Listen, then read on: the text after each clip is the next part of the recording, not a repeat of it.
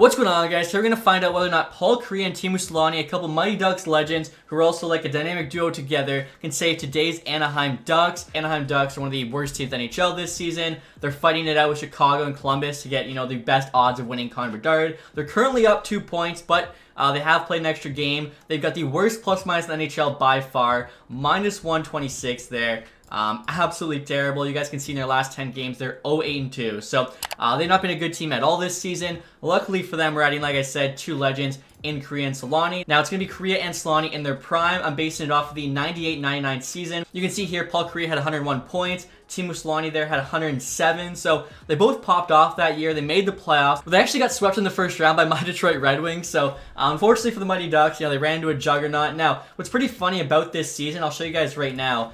After Selanne and Kariya, they had like nobody else. Steve Ruchin there was the center for those two. He put up 62 points. Fredrik Olofsson there, 56 points as D-man, not too bad. Martin McGinnis there also had 50 points.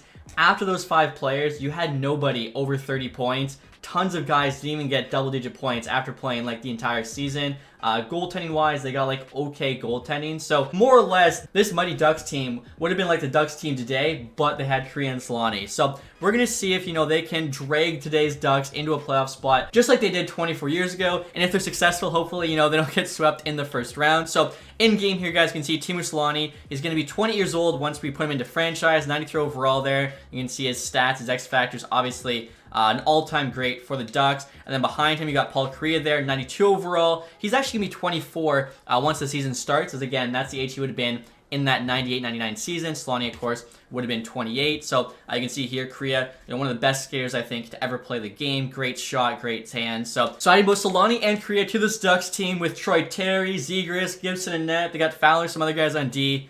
Maybe the Ducks can actually turn it around. Now, this is kind of surprising, guys. Even with Kariya and Selanne added to the team, the Ducks there are still only 84 overall, tied with the Sharks for the lowest rated team in the Pacific. So those two guys are going to have to pop off here if we want any shot at the playoffs. All right, guys, so I just set the lines for this team after adding in Kariya and Selanne. This is what we're going to go with to start. I might switch it up if the team's not playing well enough, but I've got Kariya, Henrique, and Selanne on that first line. They're getting a +1. Honestly, the big reason for Henrique being the first line center just because Terry, McTavish, Zegras get a +5 in the second line. So I feel like this kind of gives a more well-rounded top six. If it's not working, though, I'll probably put Zegras first line center just because he does have the best playmaking ability of all the other, Ducks forwards. Just obviously trying to get Kariya and Selanne the puck. If those guys can pop off, maybe we can make the playoffs.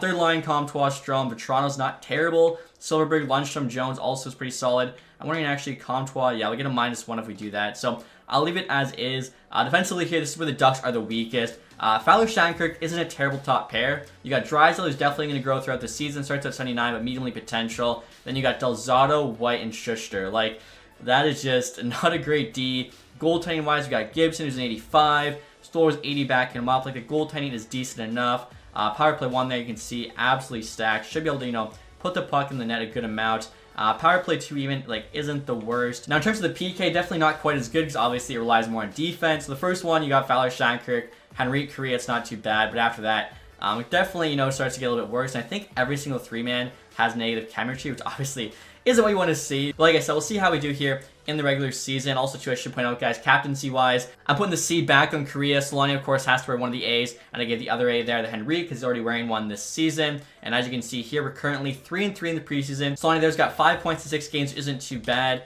We'll take a look here and see what the Reigns are going to look like for this team. And I'm definitely going to rock the Mighty Ducks jersey here. So we've got 94 offense, which is pretty high. Only 85 defense, though, and then 83 goaltending. So, like I said, we'll see what happens here. Hopefully, Kariya and Selanne can find a way, but I don't know. All right, guys, we got 1 game left to play in the season now. As you can see there, we have a record of 40, 36, and 5, and we've actually clinched a playoff spot. We got the final wild card there in the West. You can see the Canucks actually won the Pacific. Avalanche there in the Central. The Bruins, just like real life, dominate the league. President's Trophy, 112 points. Capitals, surprisingly, winning the Metro. So, within the last game here against the Kings, it's a 2-0 loss. Looks like we're probably playing the Canucks in the first round. Which is going to be pretty interesting. 2 teams that should have been in the playoffs. You got Selanne there, 89 points, 82 games. So that's good to see. I was really hoping, just like 24 years ago, or whatever it was when I showed you guys, Selanne and Kariya both could have had 100 plus this year. But I mean, 89, 87, both well over a point per game. Zegras there, 75, Terry, 69. That's nice. Henrique there had 60. Strome was pretty close to 50. Vetrano and McTavish both 40. McTavish only 81. I've seen him grow a lot more than that before. I'm curious, Drysdale, he's an 82, so did go up a little bit. Let's see, Gibson's numbers for us, 0.902, 3.14, so okay goaltending, but nothing amazing. And I mean, look at the entire league here. Only 3 guys at 100 plus points. McDavid, Draisaitl, Marner. Pretty crazy real life. It's like 8 guys, I think, are going to have 100 plus. Maybe even 10 if like some of the guys that are close can actually hit it. Like PD, for instance. Kuznetsov, 94. That is interesting. Ovi there, 55 goals. Wins Maurice Richard. Carlson, 85 points as a D-man. That's just nuts. Rookie skaters, we did have McTavish. Kariya counted as a rookie. He's going to win the Calder. I guess I should have fixed that. I don't even know how to fix that, honestly, for a created player. And there's one more thing I want to point out, guys. First off, we just barely squeaked in those playoffs. 20th in the NHL. 4 Eastern Conference teams above us who got screwed. But as you can see here, goals for 252. Goals against 259. So we finished the year -7, a lot better than the -126 the Ducks are in real life. Assuming they add, a couple more negatives in the last couple games. We basically did like 120 goals better with Kariya and Selanne, so that's a good thing to see. We'll get started here with round 1 of the playoffs. Like I said, it should be the Canucks, which is going to be very, very interesting. So honestly, kind of 2 all-offense teams. The Canucks defense, apart from Quinn Hughes, really isn't the best, so we'll see here. Hopefully cannot get swept like the Ducks did the last time these 2 guys carried them to a playoff spot. Here we go. First 2 games in Vancouver. 4-2 win, 3-2 OT loss. I mean, that's not bad. We at least won that first game. Head home now to Anaheim. 7-1 loss, 4-3 loss. All right, so we're down 3-1. We kind of need a bit of a miracle here if we want to stay alive. And we win Game 5.